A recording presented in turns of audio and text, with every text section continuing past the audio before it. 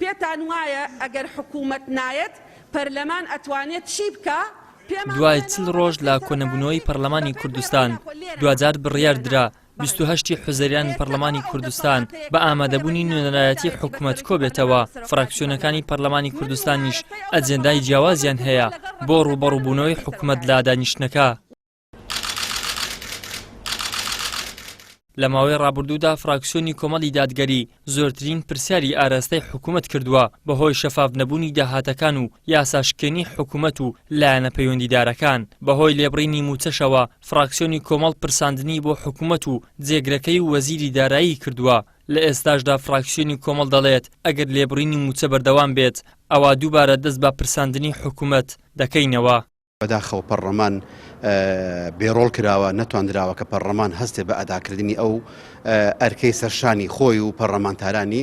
بەڵام ئێمە وەکو گەورەترین هێزی ئۆپۆزیسیۆنی ناو پەرلەمان کە هێزێکی ئۆپۆزیسیۆنی ئیجابین نەک هەر لەگەڵ داواکاری خەڵکدان بگرێت لە پێشەوەی داواڕەوەکانی هاوڵاتیان داین و ئەم هەموو باس و خواستێکەوە هەنووکەی و پێشوەختەیە بۆ باسی ئەم وڵاتە بەداخەوە پەرلەمان نەیخستە بەرنامەی کار شتی لاوەکی و شتی بەسیت و شتی غەیرە ئانی دەخستە بەرنامەی کارەوە. بۆیە ئێمەش داوامان کرد ئەگەر بێت و ئەم پرۆژە ئەم بەرنامانەی کار بەو شێوازە بەڕاستی من پرساندنی حکوومەت دەست پێ دەکەینەوە. ئەندامێکی تری پەرلەمان کە حیزبەکەی لە حکوومەتدایە دەڵێت کۆبوونەوەی ئەم جارەی پەرلەمانی کوردستان گرینگە حکوومەت دەبێت وەڵامی پرسیارەکانمان بداتەوە.